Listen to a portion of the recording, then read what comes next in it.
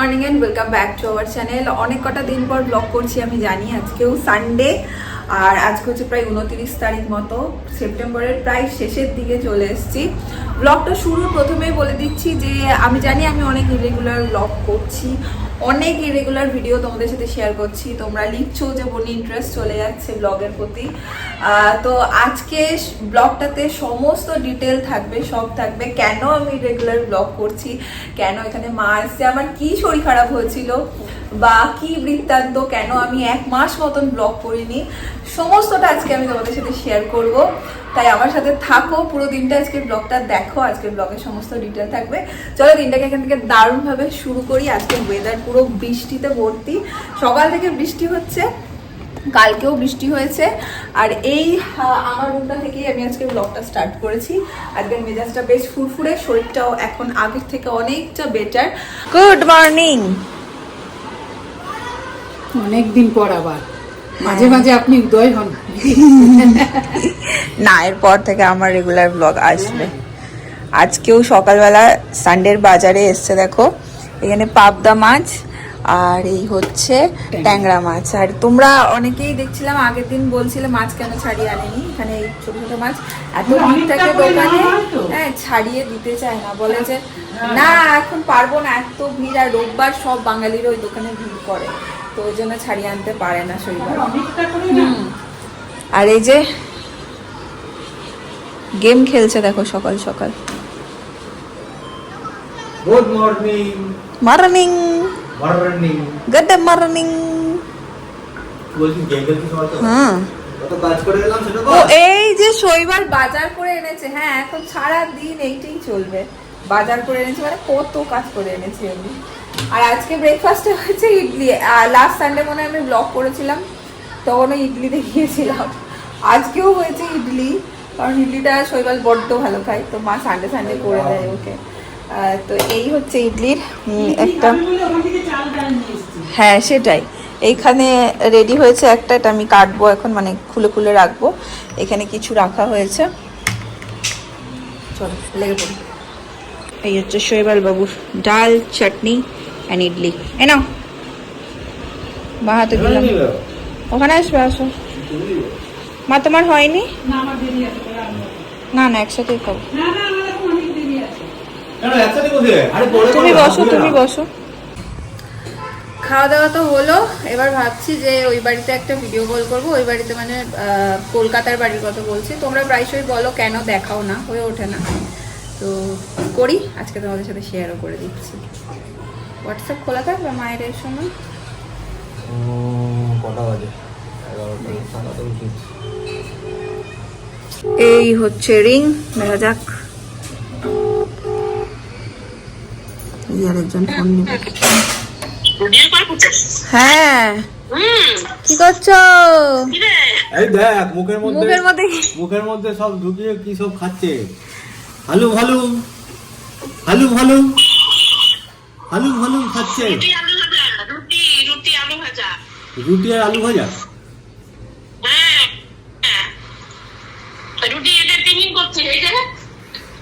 আমাদের হয়ে গেছে, আমাদের হয়ে গেছে। এত দেরিতে খাচ্ছ কেন? 11:15 বাজে।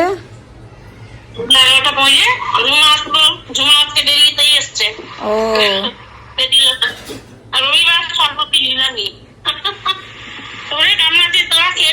হ্যাঁ আমাদের এই খাওয়া হলো। মা ওগুলো রাখো, আমি যাচ্ছি। আমাদের আজকে ইডলি হয়েছে, ইডলি ইডলি ইডলি ইডলি।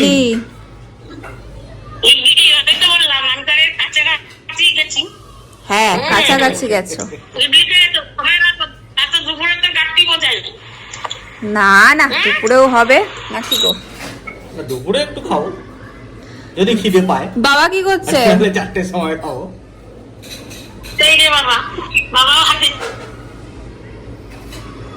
যা আটকে গেল, এই যে নেটওয়ার্ক ইস্যুই না, বিশাল প্রবলেম। কি করছো?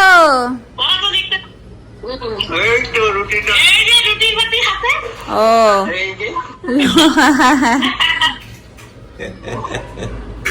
ঠিক আছে, খাও, খাও। চার্লি চ্যাপলিনের মতন কেটেছো নাকি? এই রে, গোপটা এরকম চার্লি চ্যাপলিনের মতন কেটেছে নাকি? কি বলো, কেমন আছো?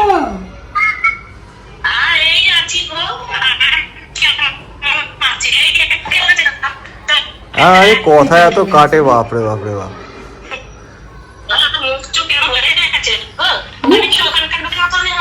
কেন বাবু, আমাদের কি মুখ চোখ খুব সুন্দর ছিল? এইটা ভালো বলেছো, মা বলে মুখ চোখে খুব সুন্দর ছিল আমাদের। শরীর ঠিক আছে? বাবা কতদিন পর দিদি দেখলাম।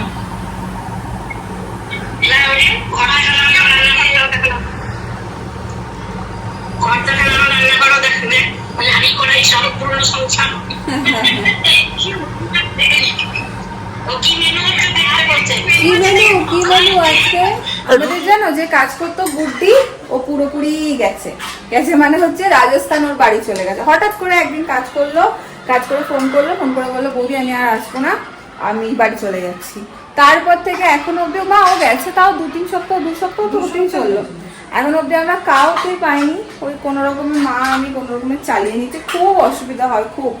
আজকে সিম্পল মেনু, পাবদা মাছের ঝোল হয়েছে একদম পাতলা করে, পনির হয়েছে, এখানে ভাত আছে। ইডলি খাওয়ার পর শৈবাল এখন শুয়ে পড়েছে, সিনেমা দেখতে দেখতে আধা ঘুমে চলে গেছে। বলছে আমার এখন খেতে দেরি আছে, আমাকে এখন জ্বালিও না, আমি পরে দেখছি। মাও বলছে যে কি করে যায় না, বাট আমার খিদে পেয়ে গেছে, কারণ আমি ইডলি খুব একটা খেতে পারিনি সকালবেলা, অল্পই খেয়েছি, তো আমার খুব খিদে পেয়ে গেছে, তো আমি খেয়ে নেবো। আর এখানে শুরু হচ্ছে নবরাত্রি, আজকে চাঁদাও কাটা হলো, মানে স্লিপ কাটা হলো। ওই দিকে দেখো, এবার এইখানটাতে প্যান্ডেল হচ্ছে, আগের বার এই দিকটাতে হয়েছিল না গণেশ পুজোর জন্য, এবার ওইখানটাতে হচ্ছে। তো এটাও একটা নতুন এক্সপিরিয়েন্স হবে, দেখতে পাবো অনেক কিছু কি হয় না হয়, যাই না কোনো দিনই এগুলো আমি এক্সপিরিয়েন্স করিনি, যেহেতু ছোটোর থেকে আমি কোনোদিন বাইরে সেভাবে যাইনি, তো আমার কোনো এক্সপিরিয়েন্সই নেই বাইরের জগতের ব্যাপারে। দেখবো এবার কি হয়। আমি এখন খাওয়াটা সারি। মন দিয়ে গল্প করছে নাকি ফোন ঘাটছে? আমি ভাত খাবে না? জানো এই দুজন আজকে আমাকে খেতে দেয়নি দুপুরবেলা। কেউ বিশ্বাস করবে না। কালকে দিয়ে যাবে, চাইতেও যাবে। কে? শাশুড়ি খেতে দেয়নি আমার। হ্যাঁ, আমার শাশুড়ি মা আমার খেতে দেয়নি, আমার বউ সব খেয়ে নিয়েছে। দোষক খেয়ে একাই খেয়ে। হ্যাঁ, ওই যে আমার জন্য ওই কটা বাঁচিয়ে রেখেছে। ইডলি খেয়ে পেট ঢাই হয়ে গেছে, সেটা বলছে না। আজকে সকালবেলাতে ইডলি খেয়ে এত ভালো লেগেছে, এতগুলো ইডলি খেয়ে নিয়েছি, দুপুরবেলা আমার খিদে সব শেষ। আমাকে বললো অনেকবার, আমি না একটু বকাও খেলাম। হ্যাঁ, দুপুরবেলা কেউ না খায়, আমি তোমাকে আমাকে খেতে দাও, শুধু ওই থালাটাকে ইয়ে করা হবে, আমি খাবো না কিছু না, একটুখানি খাবো, দরকার নেই, আমার খিদে যখন পাবে তখন খাবো। কিন্তু এখন মনে হচ্ছে যেন একটুখানি খিদে ভাতের খিদে না। না, ভাতের খিদে না। এই আইসক্রিম ছিল না? আছে তো। হ্যাঁ, একটা আইসক্রিম কাল এনেছিল।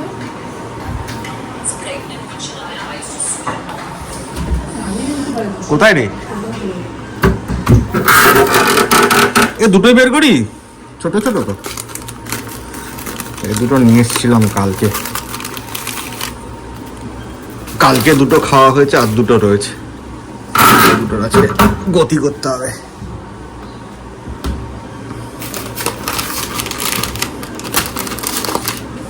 আইসক্রিমগুলো ভালো বল। দারুণ টেস্ট।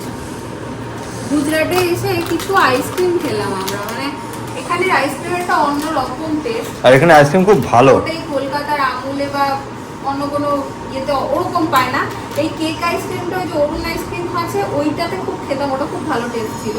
আর এখানের এই কেক আইসক্রিমগুলো ভীষণ ভালো ছিল।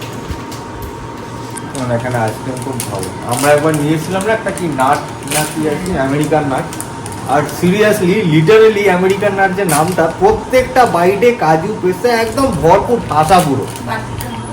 হ্যাঁ, আমি নিয়ে আসতে বসবো। বাটি আনতে হবে। বস আমি নিয়ে আসছি। কি হয়েছে? যা হয়েছে সেটা বলা যাবে না। আমাকে একটু কম দে। কেন? তোমাকে দেবো না তো। না, দিবি তো বটেই, না দিয়ে খাবি না।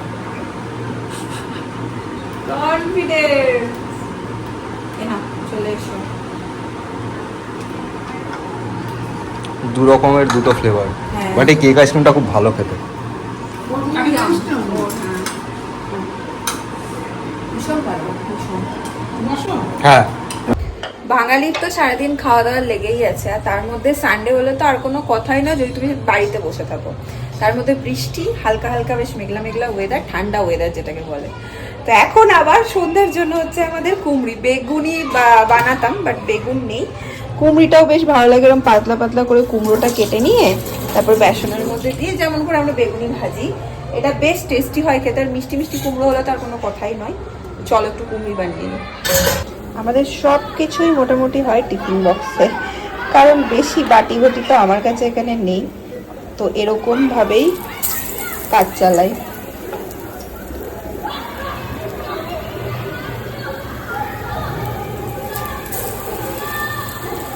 হ্যাঁ, চামড়ির আসর রেডি। আজকে না কুমড়িগুলো আমি ঠিক ফোলাতে পারিনি, ফ্রাইং প্যানে হতে চায় না।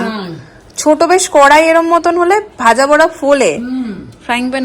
এই দেখো আরেকজন ঘুমিয়ে হাসি, ভাত দেখে ও খাবার দেখলে খুব আনন্দ পায়, কিন্তু ভাতের প্রতি অত নেশা নেই।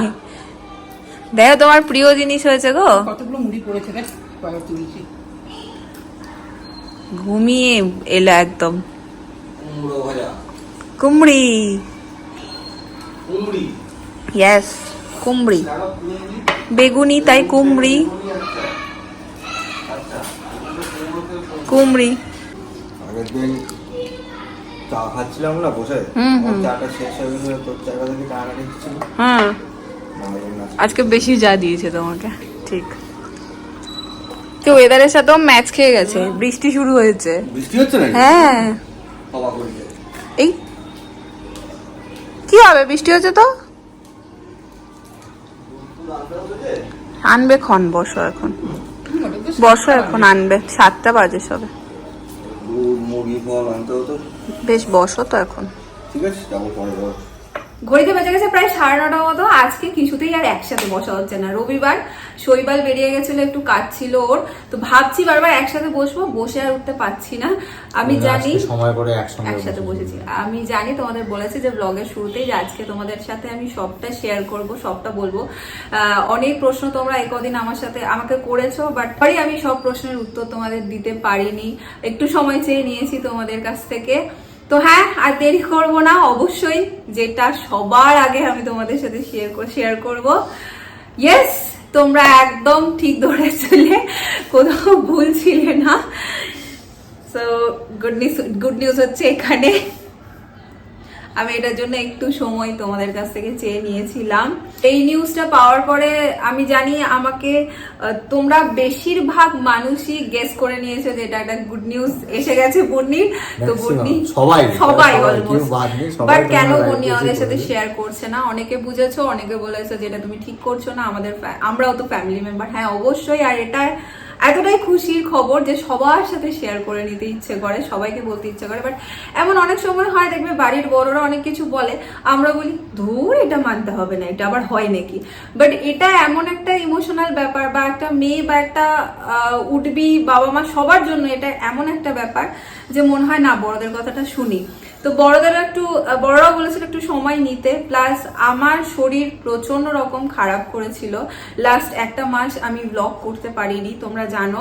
তারপরও বড়দের কথা শোনাটাও একটু কখনো কখনো দরকার, ইচ্ছে হয়।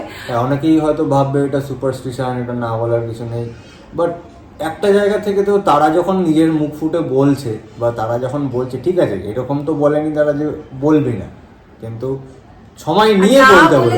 এটা না বলে, এটা তো মানে লুকানোরও কিছু নেই আর না বলারও কিছু নেই। ইভেন এটা খুশির খবর, সবার সঙ্গে শেয়ার করতে ভালোই লাগবে, বাট সামহাউ বড়রা যেখানে বলেছে যে হ্যাঁ তোরা একটু টাইম নে, সব ঠিকঠাক হোক, একটু সময় দে, তারপরে তোরা বলিস, তো কিছুটা কোথাও না কোথাও দিক থেকে তাদের রেসপেক্টের জায়গাটাও আছে, তাদের কথাটা শোনাও দরকারি।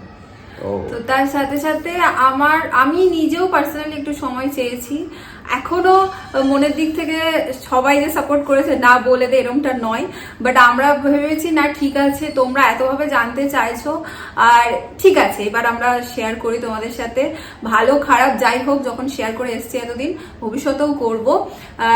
মাঝখানে এই নিউজটা পাওয়ার পর আমার শরীর ভীষণভাবে ডিটোরিয়েট করে, মানে আমি খুব বাজে একটা সময়ের মধ্যে দিয়ে যাই। এটা খুব বাজে tough time ছিল টাফ আমার টাইম জন্য। ছিল আমার জন্য, মানে জানি না তোমরা হয়তো কেউ কেউ রিলেট করতে পারবে আর কেউ কেউ বলবে যে এরকম আবার হয় নাকি, ভালো খারাপ মিশিয়ে কমেন্ট তো আসেই।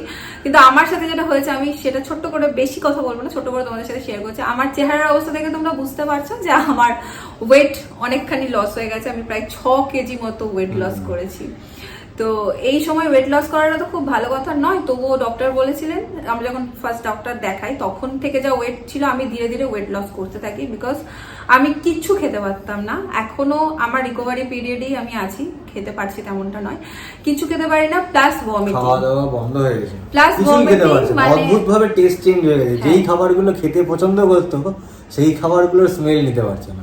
ঠিক উল্টো, যেই খাবারগুলো পছন্দ করতো না সেই সেগুলো খাবারগুলো বলছে এখন হেভি লাগছে খেতে। তো তার সাথে ভমিটিং ছিল, উইকনেস ছিল, খেলেই যা খেতাম উঠে যেত। তো সেই টাইমটাতে শৈবালের পক্ষে এই গোটা সিচুয়েশনটা, মানে আমি একসাথে সব প্রশ্নের উত্তর তোমাদের দিয়ে দিয়েছি যেগুলো তোমাদের কোয়ারি ছিল। অ্যাকচুয়ালি এটা একটা বড় কারণ যে আমরা কেন এত দেরিতে ব্যাপারটা তোমাদের সঙ্গে শেয়ার করছি। তো সেই টাইমটাতে শৈবালের পক্ষে সমস্তটা সামলানো খুব কঠিন ছিল।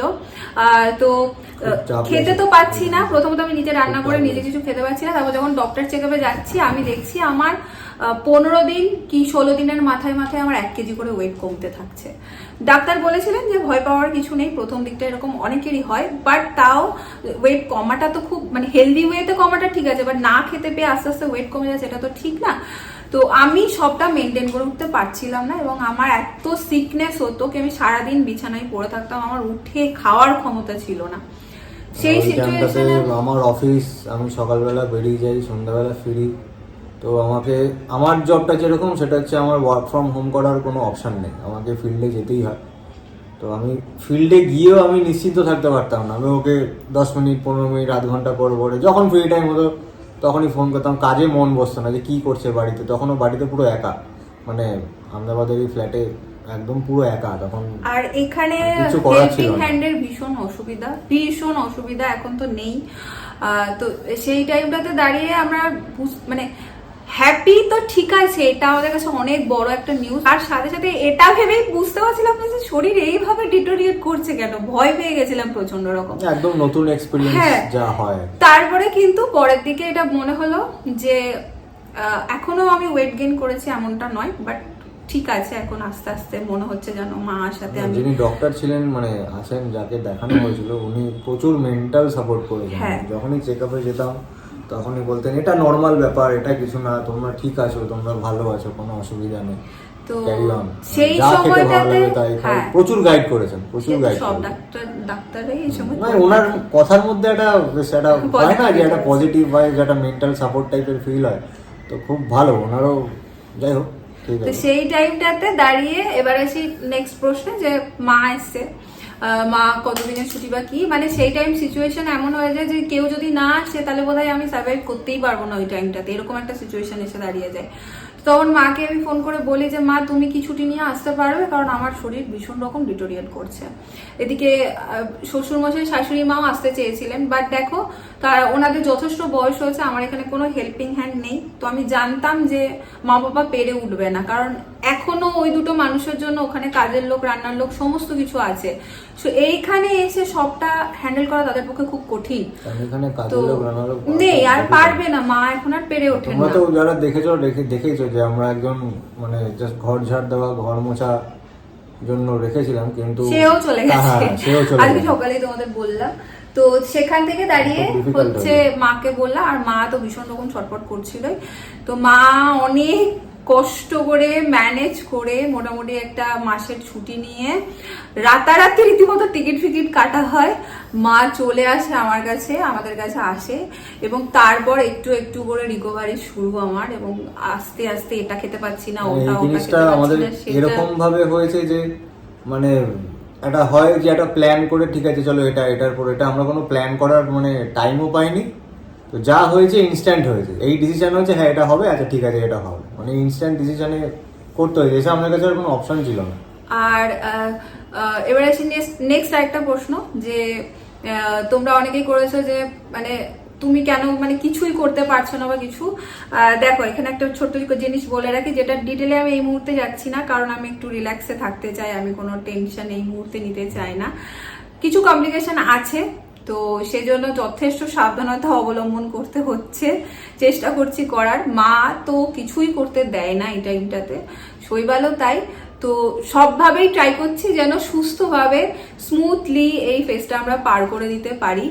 আর এই টাইপের কোনো ভিডিও মানে সবাইকে যখন জানিয়েছি, বলেছি, শাশুড়ি মা কেঁদে ফেলেছেন, মা কেঁদে ফেলেছেন, দিদি ভাইরা কেঁদে ফেলেছে সবাই, তো এই যে একটা ইমোশনাল মোমেন্ট, সেগুলো আমি কিছুই ক্যামেরা বন্দি করে উঠতে পারিনি যে তোমাদের সাথে শেয়ার করবো, কারণ সেই সময়টা না কেমন একটা হয়ে গেছে, ঘোরের মধ্যে ছিলাম। হ্যাঁ, আমরা বেসিক্যালি একটা ঘোরের মধ্যে ছিলাম। আজকে আফসোস হয়, মনে হয় যদি তখন ওটা মেমোরি করে রাখতে পারতাম, তোমাদের সাথে শেয়ার করতে পারতাম, প্লাস আমাদের ব্লগেও থেকে যেত, ভবিষ্যতে আমরা হয়তো দেখতে পেতাম। যাই হোক, সেটা হয়নি। তো এই হচ্ছে গোটা ব্যাপার। আমি বলবো যে তোমরা আমাকে আশীর্বাদ করো, ভালোবাসা দাও, যে এই জার্নিটা যেন আমি স্মুথলি কাটিয়ে উঠতে পারি এবং সবকিছু যেন ভালোভাবে মিটে যেতে পারে। এই আশীর্বাদটা আমি তোমাদের কাছ থেকে চেয়ে নেব। আর এরপর থেকে চেষ্টা করবো আমি রেগুলার ভিডিও দেওয়ার, আর আমার লাইফে যা হচ্ছে যেটা হচ্ছে সেই আপডেটটা তোমাদের সাথে শেয়ার করার। তার সাথে সাথে চলো আর ব্লগটাকে টানবো না। আশা করি তোমরাও খুব খুশি হয়েছো। অনেকে কমেন্ট করেছিলে যে বন্নি এই খবরটা শুনলে আমরাও খুশি হবো, তুমি কেন শেয়ার করছো না? হ্যাঁ, অবশ্যই এই খবরটা যে কেউ শুনলে, সে যেই হোক, ভীষণ রকমের খুশি হয়। এটা এরকমই একটা খবর। তো আশা করি আজকের ব্লগটা দেখার পর তোমরাও খুব খুশি হবে। তো সেইভাবেই আমাকে খুশি তোমরা হয়েছিল, একটু হয়তো এক্সট্রা খুশি হবে। হ্যাঁ, কনফার্ম হয়ে যাবে, কনফার্ম অনেকেই ছিলে। হ্যাঁ, চলো, তার সাথে সাথে আমি আজকের ব্লগটা এন্ড করছি। আশীর্বাদ দিও, ভালোবাসা দিও, সাথে থেকো। দেখা হচ্ছে আবার নেক্সট ব্লগে। Tata, good night. Good night.